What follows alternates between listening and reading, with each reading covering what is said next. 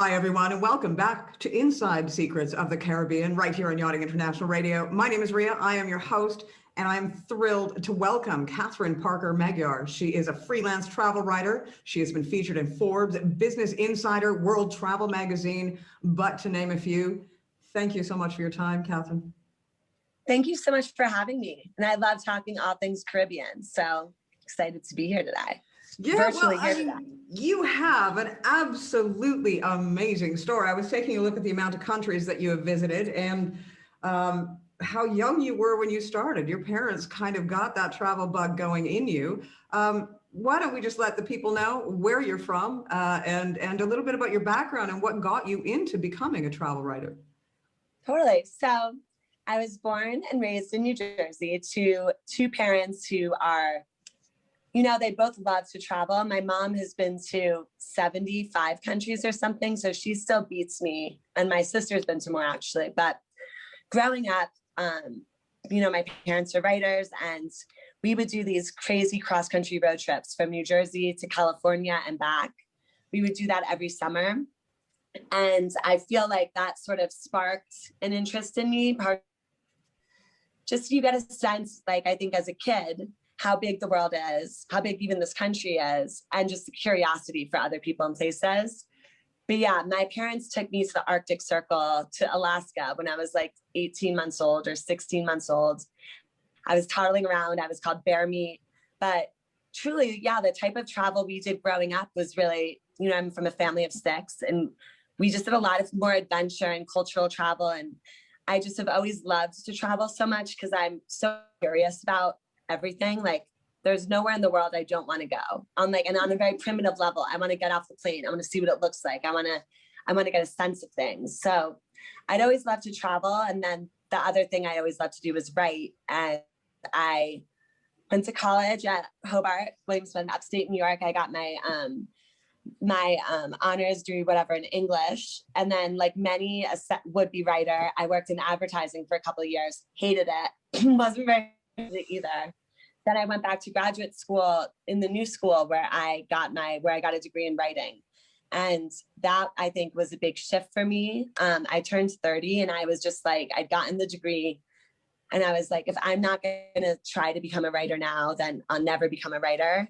So I moved home. I started to I was working on a book. I started freelancing, and I think the 10,000 hours rule is kind of apt. Like at the beginning, I feel like I was really, I was always hustling a lot. And then it feels, I felt like it almost took off fast though with travel writing. Like within a year, I was, writing my first travel stories and traveling for work. And I think that, from then on, for about 3 years, I was traveling pretty much nonstop. Like, didn't have an apartment anymore, like was totally carry-on status. And a lot of people, I think, do that in their early 20s. I'm actually happy I didn't, because I was in New York for all of my 20s and made the friends and connections and family that I feel like are important and strong enough that I felt like, okay, I can jet around the world for a couple of years and still, have that base.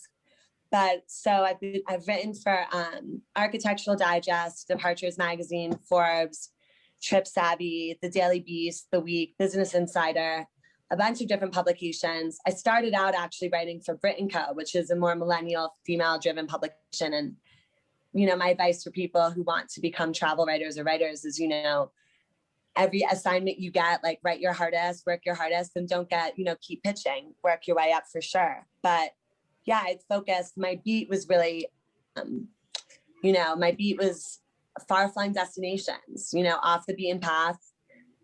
I did a story on the 10 bucket list trips you should take in the next decade. Thank God it was, the 2020s, not just 2020, because nobody could have done any of this. But, and then I wrote about Peru, Nepal, Kenya, Finland. So I really like covering that type of travel, because I feel like what interests me the most as a person is always sort of new experiences too. And sort of, let me ask you, in your, sorry to interrupt, but in your opinion, have you found that travel is changing? It isn't the sort of trips that we used to book, as kids. Most of our parents, they would book these family vacations, or they would book these, resort sort of vacations. Are you finding that there is an increase and a desire now to go off the beaten track, to go where no man has gone before, and to really experience the culture and the places that people are traveling to or wanting to. Completely. So I know there's a study 2 years ago that was saying like what's motivating travel today. And I'm sure, a lot of people will be disgusted to hear part of that was, Instagram, but Instagram does serve up places that people maybe hadn't considered. But then the other element was cultural immersion. Like, people want to explore more. People want to learn.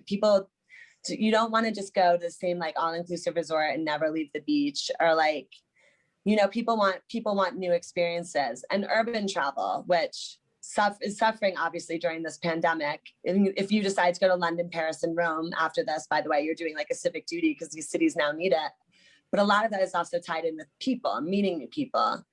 And I've definitely just found that in my experience, there are a lot of people want to go somewhere, but they feel like they don't really know like the first steps towards getting there. Like, okay, I want to go to sub-Saharan Africa. Like, which country do I go to? Like, can be a lot of disillusioning misinformation around some types of travel. Either it's like, oh, well, it's not safe. Usually I found it's quite safe and more affordable than you think. But then I think another perception with travel that I hope is really fading out is that this sort of elitist thing where it's like, can be a snobbery around travel, and this sort of like, oh, well, I've been this kind of place 80 times before, and this is the thing. And I think that travel is such a democratic process, because I think it makes you realize you're one of like your humble little place in the world. And I think that it can be really eye-opening. And yeah, people are hungry for those type of experiences. And I think that's going to happen more after the pandemic, when people have been self-isolating. And it's really easy to. That's sort of, I guess, the next question for me is that, because of 2020 and everybody's sort of realizing that they can do their jobs now from home, do you think that once the airlines start opening up again and once travel starts opening up again, that people will start to travel more because they are aware that they can work from wherever it is in the world? Do you think we'll see an uptick in travel as a result? Completely. I think we're going to see longer trips, because now even, now as the vaccine's getting disseminated, companies have realized that, they're paying huge overhead for offices that are housing so many people that maybe they don't need to be paying for people to be in the office 5 days a week. So I think you're going to see that more with longer stays.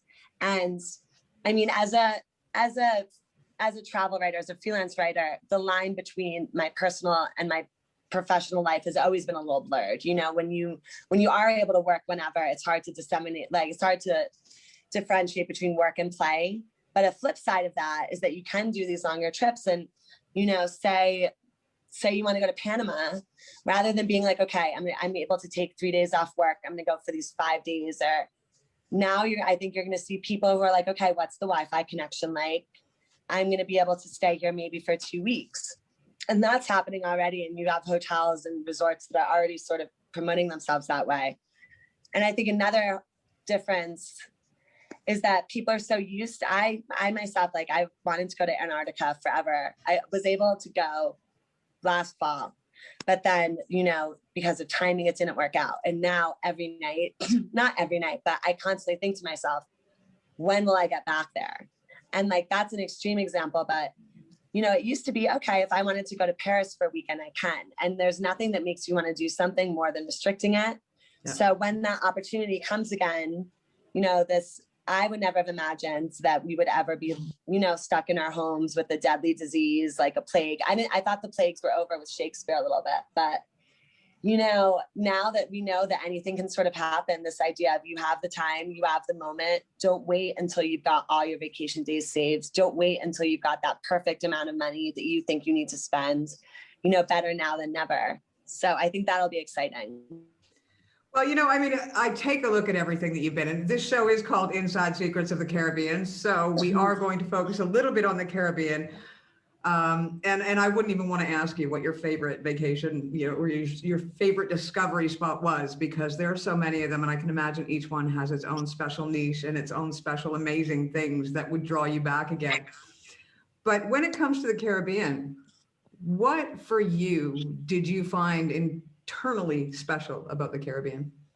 So I think what draws me the most to the Caribbean, I feel bad because I know I should be calling it the Caribbean, but in Barbados they call it Caribbean. But aside, what I love the most about it is I feel like there's, just as a writer, I'm always looking for the story that's sort of untold.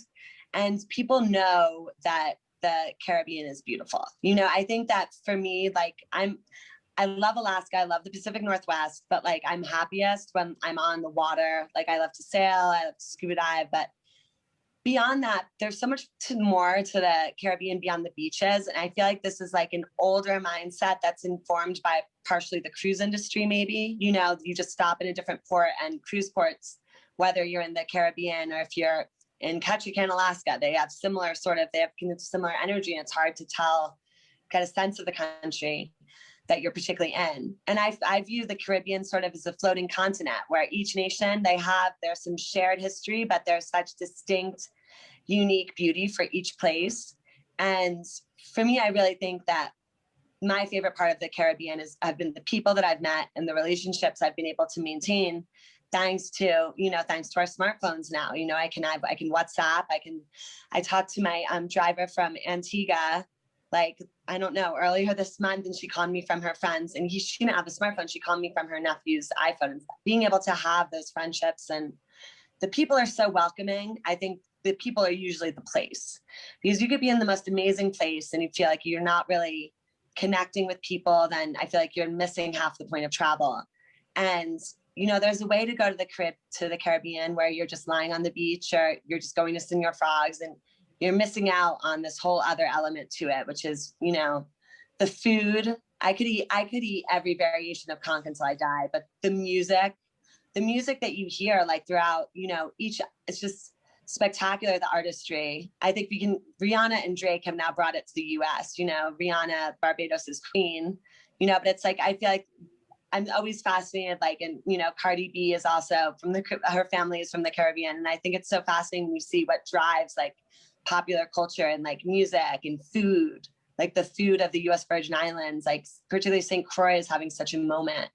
And it's really the people. And, you know, I feel like this is being discussed more now with Black Lives Matter, but the history that I was taught in school, and I got a great education, but it was so Europe centric. Like I know all of Henry VIII's breakups, but I've learned about different entire like races and histories of people in the Caribbean that I never learned in school. Like when I was in, like the Garifuna people came over from West Africa before the slave trade started into the Caribbean. And by the time that, you know, European settlers started arriving, they fled to Central America. So at Belize, I went to the Garifuna Heritage Center. And in Dominica, which is one of my favorite Caribbean islands, a lot of the Caribs, like the indigenous people of the Caribbean, were wiped out when the settlers arrived. And there was an edict, I think it was by Spain in like 1536 or something, where it was like, if you capture a Carib there, you're slave. So in really flat islands of the Caribbean, you know, the indigenous population was really wiped out, like Anguilla, Barbados, which are really flat. But Dominica is so mountainous, and it has like 8 of the Caribbean's 13 active volcanoes. And it's a wildly beautiful place, but because of the terrain, the Kalinago people of Dominica were able to survive. So I was able to go to the opening of the Heritage Center with this history that is just so rich and so old. You know, listening to the speech where it's like, we have survived hurricanes, conquistadors, like, you know, just, I feel like I'm constantly opening my eyes to different histories, world history I didn't know about. And just, I feel like, you know, there are stereotypes about every place. I love hearing countries give like little, you know, like, oh, Swedes are rude, Danes are drunk, Finns are weird. You know what I mean? Canadians are boring, which I'm sorry, no, Canadian are not. Sorry. Americans are loud, which are nice support. But, you know, going into like in the Caribbean, like there is, like in St. John and St. Thomas, it's like positive is the way I live. It's like the bumper sticker everywhere. And you do feel there's a sense of hard-earned positivity and wisdom that comes from, you know, it can be a brutal history of these islands that some people in their effort to not say the wrong thing, or maybe, I don't think it's a lack of curiosity. Sometimes I think it's like just a lack of even interpersonal knowledge. They don't explore.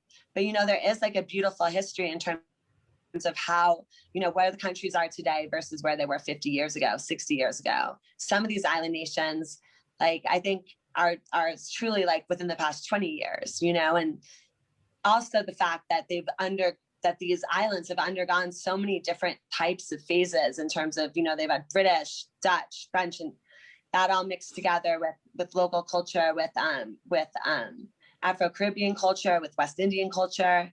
And I think that West African in particular with the food, I think that makes the Caribbean such a wonderful melting pot of influences that provide such a unique flavor, to say for a better word, that you can hear it in the music of Bob Marley. You can feel it when you're eating jerk chicken, and you can see it just with the, some of the gorgeous architecture and some of the wonderful traditions there. So I really love the Caribbean, and I'm all about saying, there's more to the Caribbean than just the beach. And so many reasons. Is there one secret thing that you experienced that you would tell everybody when they get the chance to go to the Caribbean?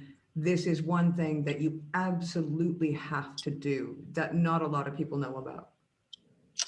So I would say, and I think that if you do go to the Caribbean regularly, you probably do know, but the fish fry is, I feel like, a must visit, must do experience. Like, people know about Carnival, they know about Junkanoo, they know, the sort of street parades, the festivals. I would always look into that before going, because oftentimes, you can be visiting during a time when there's an amazing live music festival that's going down the street, so you should participate in. But every island, most of them have a tradition of a fish fry, whether it's a Thursday night or a Friday night, where it's just this like amazing mixture of like local crafts, local food, live music, dancing. Oftentimes it's near the beach, which is a good thing about the Caribbean. It's not far from a beautiful ocean sunset, and like find out what day it is and go, because it's such a great way to experience the culture. And also, everything is right there for you for the taking. But I guess that one of the more hidden things, aside from the fish fry, would be that there's so much adventure that you can do on each island that, varies. Like Saba, for example, is an island that famously doesn't really have beaches. It's so vertical, huge for diving. But, just like referencing St. Lucia, I did some of the most breathtaking hikes I've ever done in my life in St. Lucia. And there are a lot of people who will come to the Caribbean from, Switzerland and Germany, those mountain goats, they love to hike, and they're always in Dominica. But I think Americans don't realize that you can have an active adventure vacation on pretty much every island, because of where it's located too. And then, diving would be the third thing. The fish fry, the hikes, that Aruba is Aruba, I think, is 80% almost part of his national park. You can do these crazy ATV camping under the stars. But I just got my scuba diving license pre-pandemic, and that was always a goal of mine. And I truly feel like I just was exposed to a completely insane underwater world. And that's something in the Caribbean with the history of the pirates, with the famous turquoise waters, that it's world class, and you can go diving without your permit if you go on a learner's adventure. So I would definitely mark in time for diving, fish fry, and just whether it be ATVing, whether it's going to be hiking, camping, whatever your version of an outdoor experience is, go into the woods out there, leave the resort. Yeah. So that's what I would say.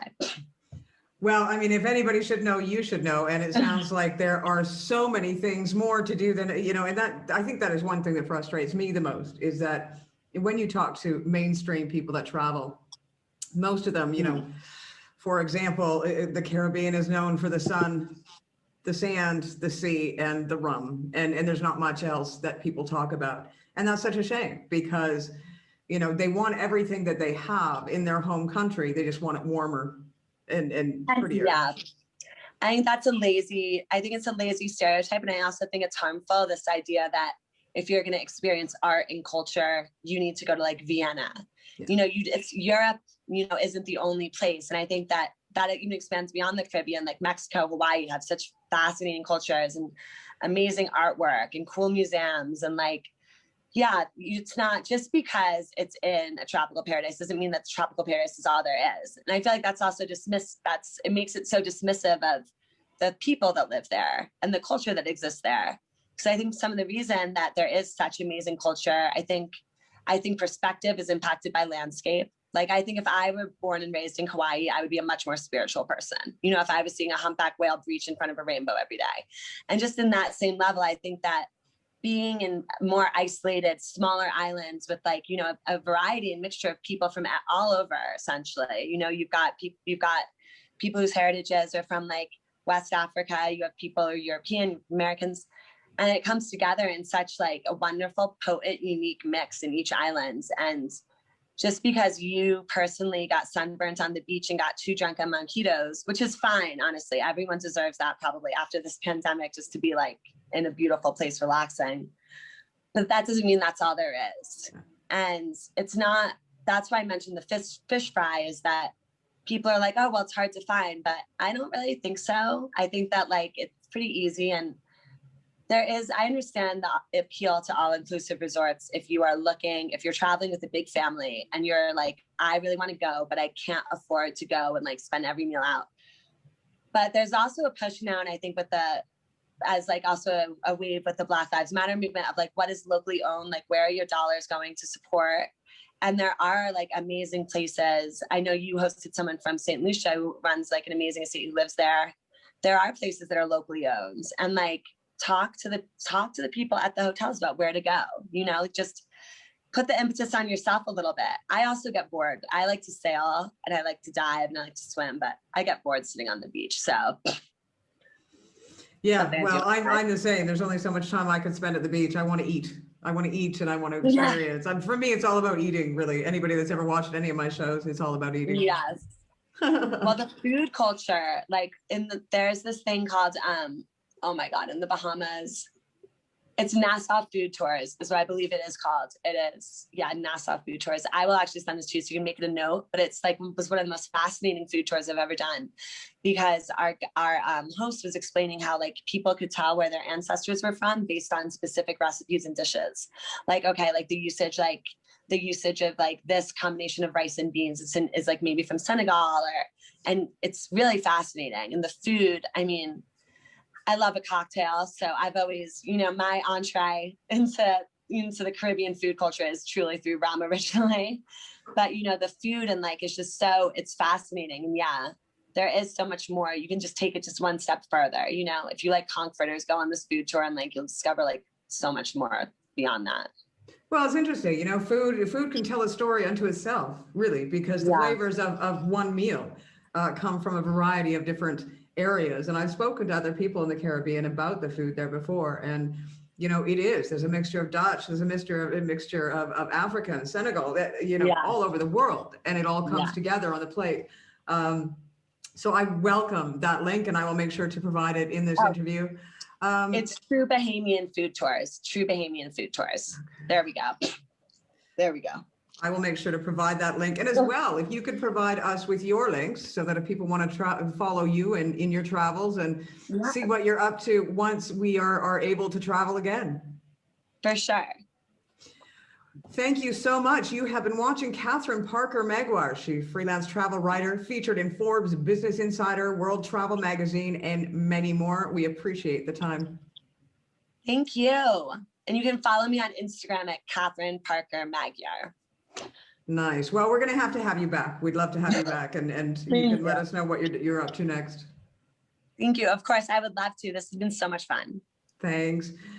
You've been watching another edition of Inside Secrets of the Caribbean. My name is Ria. I have been your host. Please tune in again next week for another episode.